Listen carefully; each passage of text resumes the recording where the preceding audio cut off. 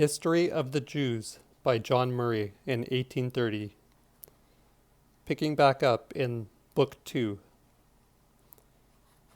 Every male child is commanded to be cast into the river, the females preserved, probably to fill in time the harems of their oppressors. But divine providence had determined to raise up that man who was to release this oppressed people, and after having seen and intimately known the civil and religious institutions of this famous country, was deliberately to reject them, to found a polity on totally different principles, and establish a religion the most opposite to the mysterious polytheism of Egypt, a polity and a religion which were to survive the dynasty of the pharaohs and the deities of their vast temples, and exercise an unbounded influence on the civil and religious history of the most remote ages. Amram, if the genealogies are complete, the second in descent from Levi, married in his own tribe. His wife bore him a son, whose birth she was so fortunate as to conceal for 3 months. But at the end of this period, she was obliged to choose between the dreadful alternative of exposing the infant on the banks of the river, or of surrendering him to the executioners of the king's relentless edict. The manner in which the child in its cradle of rushes, lined with pitch, was laid among the flags upon the brink of the river, forcibly recalls the exposure of the Indian children on the banks of the holy Ganges. Could there be any similar custom among the Egyptians? And might the mother hope that if any unforeseen accident should save the life of the child, it might pass for that of an Egyptian?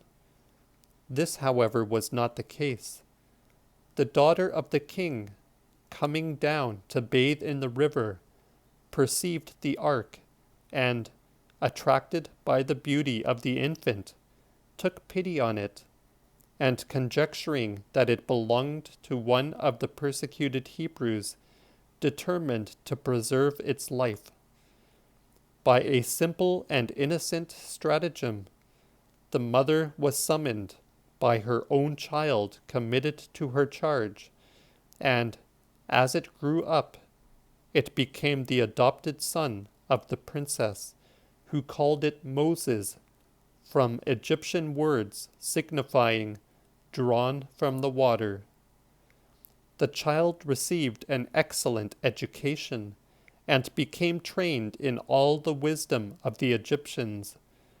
This last fact rests on Jewish traditions reported by Saint Stephen, but it is highly curious to contrast the other romantic fictions of the later writers, probably the Alexandrian Jews, with this plain narrative.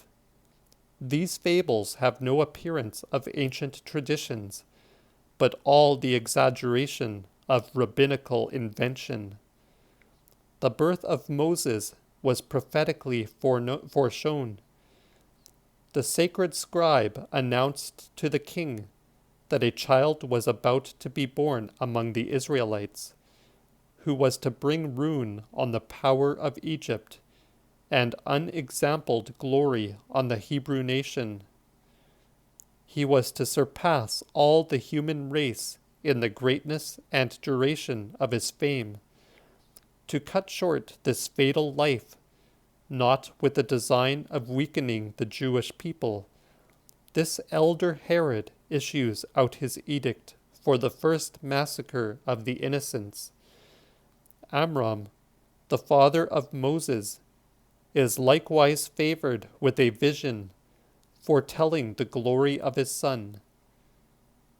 Termutus, the daughter of Pharaoh, the manners having become too refined to suppose that a king's daughter would bathe in the river, is more elegantly described as amusing herself on the banks. Seeing the basket floating on the water, she orders certain divers, ready of course at her command, to bring it to her. Enchanted by the exquisite beauty of the child, she sends for a nurse. But the infant patriot indignantly refuses the milk of an Egyptian. Nurse after nurse is tried and rejected. Nothing will satisfy him but the breast of his own mother. When he was 3 years old, he was such a prodigy of beauty that all who passed by would suspend their work to gaze upon him. The princess adopts him, shows him to her father, and insists on his being recognized heir to the kingdom. The king places the diadem on his head, which the child contemptuously seizes and tramples under his feet. The royal scribe in vain attempts to awaken the apprehensions of the monarch. The youth grows up in such universal esteem and favor that when the Ethiopians invade the country, he is placed at the head of the army. This district through which he chooses to march, rather than ascend the Nile, being full of noxious reptiles, he presses a squadron of tame ibises, lets them fly at the serpents, and thus speedily clears his way.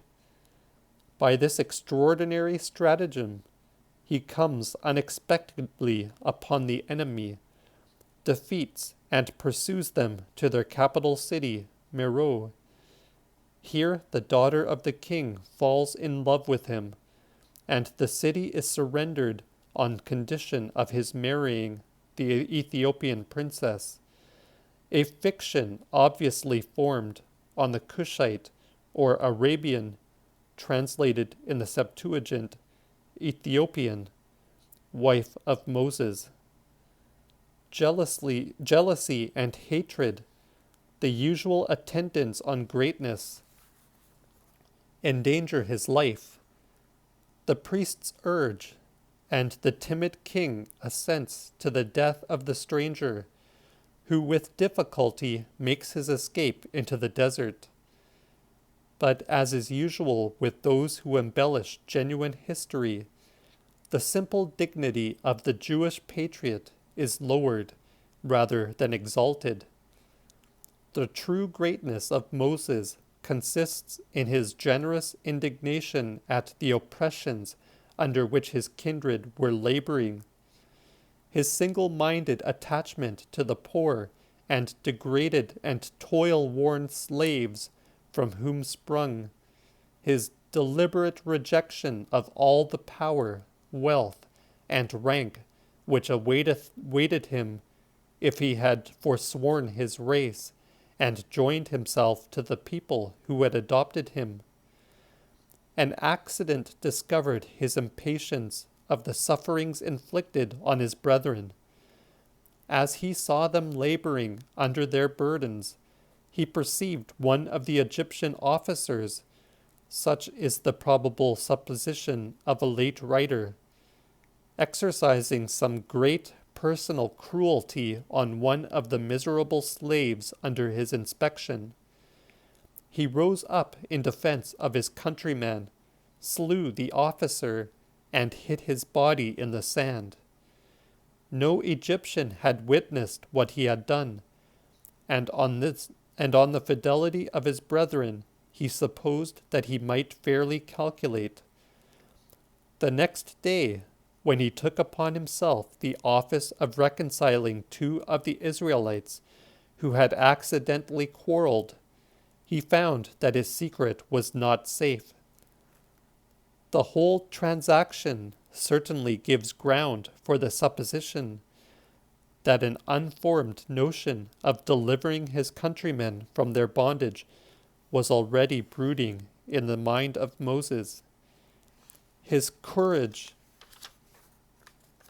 his courage in avenging their wrongs, and his anxiety to establish goodwill and unity among the people were the surest means he could adopt to secure confidence and consolidate their strength.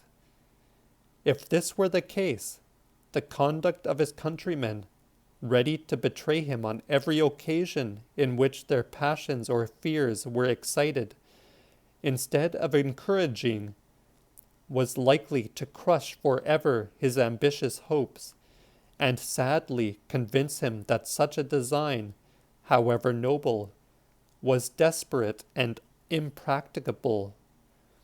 At all events, he had been guilty of a crime, by the Egyptian law, of the most enormous magnitude. Even if his favor at the court might secure him from the worst consequences of the unpardonable guilt of bloodshed, the example of revolt and insurrection precluded all hope of indulgence. A lonely exile, Moses flies beyond the reach of Egyptian power to the tents of the nomadic tribes which lie on the borders of Palestine and Arabia. Here, for 40 years, the future lawgiver of the Jews follows the humble occupation of a shepherd, allied in marriage with the hospitable race who had received him. He sees his children rising around him, and seems as entirely to have forgotten his countrymen and their oppression, as, in all probability, he was forgotten by them. So entirely did he seem alienated from his own people, that he had neglected to initiate his children into the family of Abraham by the great national rite of circumcision. On a sudden, when 80 years old, an age which, according to the present proportion of life, may be fairly reckoned at 60 or 65, when the fire of ambition is usually burnt out, and the active spirit of adventure subsided, entirely unattended, he appears again in Egypt, and either renews or first boldly undertakes the extraordinary enterprise of delivering the people of Israel from their state of slavery, and establishing them as a regular and independent commonwealth. To effect this, he had first to obtain a perfect command over the minds of the people, now scattered through the whole land of Egypt, their courage broken by long and unintermitted slavery, habituated to Egyptian customs, and even deeply tainted with Egyptian superstitions. He had to induce them to throw off the yoke of their tyrannical masters, and follow him in search of a remote land, only known by traditions many centuries old, as the residence of their forefathers.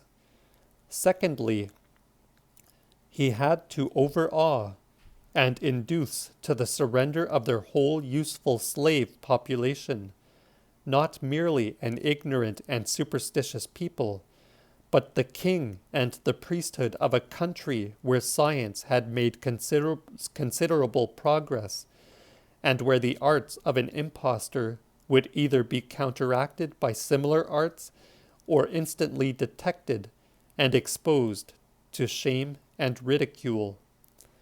What, then, were his natural qualifications for this prodigious undertaking? Popular eloquence? By his own account, his organs of speech were imperfect, his enunciation slow and impeded. He was obliged to use the cold and ineffective method of addressing the people through his more ready and fluent brother Aaron. Had he acquired among the tribes with whom he had resided the adventurous spirit and military skill which might prompt or carry him through such an enterprise? The shepherds among whom he lived seem to have been a peaceful and unenterprising people, and far from showing any skill as a warrior, the generalship of the troops always devolved on the younger and more warlike Joshua. His only distinguished acquirements were those which he had learned among the people with whom he was about to enter on this extraordinary contest. All the wisdom he possessed was the wisdom of the Egyptians. The credentials which Moses produced in order to obtain authority over his own people, and the means of success on which he calculated in his bold design of wresting these miserable helots from their unwilling masters, were a direct commission from the God of their fathers, and a power of working preternatural wonders. His narrative was simple and imposing. The Sea of Edom, or the Red Sea, terminates in two narrow gulfs, the western running up to the modern Isthmus of Suez, the eastern extending not quite so far to the north. In the mountainous district between these two forks of the sea stands a remarkable eminence with two peaks, higher than the neighboring ridge, the southeastern, which is much the loftiest, called Sinai, the northwestern, Horeb. Into these solitudes Moses had driven his flocks, when suddenly he beheld a bush kindling into flame, yet remaining unconsumed. A voice was next heard, which announced the presence of the God of Abraham, Isaac, and Jacob, and declared the compassion of the Almighty towards the suffering race of Israel, their approaching deliverance, their restoration to the rich and fruitful land of Canaan, designated Moses as the man who was to accomplish this great undertaking, and ended by communicating that mysterious name of the great deity, which implies, in its few pregnant monosyllables, self-existence and eternity. I am that I am. Moses, diffident of his own capacity to conduct so great an enterprise, betrayed his reluctance. Two separate miracles, the transformation of his rod or shepherd's staff into a serpent, the immediate withering of his hand with leprosy, and its as immediate restoration, the promise of power to effect a third, the change of water into blood, inspired him with courage and resolution to set forth on his appointed task. Such was his relation before the elders of the people, for even in their bondage, this sort of government by the heads of families seems to have been retained among the descendants of Jacob. Aaron, his brother, who had gone forth by divine command, as he declared, to meet him, enters boldly into the design. The people are awed by the signs which are displayed, and yield their passive consent. This is all that Moses requires, for while he promises deliverance, he does not insist on any active cooperation on their part. He enjoins neither courage, discipline, enterprise, nor mutual confidence. Nothing which might render insurrection formidable or indicate an organized plan of resistance. The kings of Egypt probably held that sort of open court or divan, usual in Oriental monarchies, in which any one may appear who would claim justice or petition for favor. Moses and Aaron stand before this throne and solicit the temporary release of all their people, that they may offer sacrifice to their God. The haughty monarch not only rejects their demand, but sternly rebukes the presumptuous interference of these self-constituted leaders. The labors of the slaves are redoubled. They are commanded not merely to finish the same portion of work in the brick field, but to provide themselves with straw. They are treated with still greater inhumanity, and severely chastised because they cannot accomplish the impracticable orders of their taskmasters. The wretched people charge the aggravation of their miseries on Moses and Aaron, whose influence, instead of increasing, rapidly declines, and gives place to aversion and bitter reproaches. Yet the deliverers neither lose their courage, nor depart from their lofty assurance of success. The God of their fathers assumes that ineffable name, Jehovah, the faithful and unchangeable, which the Jews dare not pronounce. That release which they cannot obtain by the fair means of persuasion, Moses and Aaron assert that they will extort by force from the reluctant king. Again they appear in the royal presence, having announced, it should seem, their pretensions to miraculous powers, and now commenced a contest, unequal it would at first appear, between two individuals of an enslaved people, and the whole skill, knowledge, or artifice of the Egyptian priesthood, whose sacred authority was universally acknowledged, their intimate acquaintance with all the secrets of nature extensive, their reputation for magical powers firmly established with the vulgar. The names of the principal opponents of Moses, Jannes, and Jambres are reported by St. Paul from Jewish traditions, and it is curious that in Pliny and Apuleius, the names of Moses and Jannes are recorded as celebrated proficients in magical arts. I'll pick up back from here in the next part.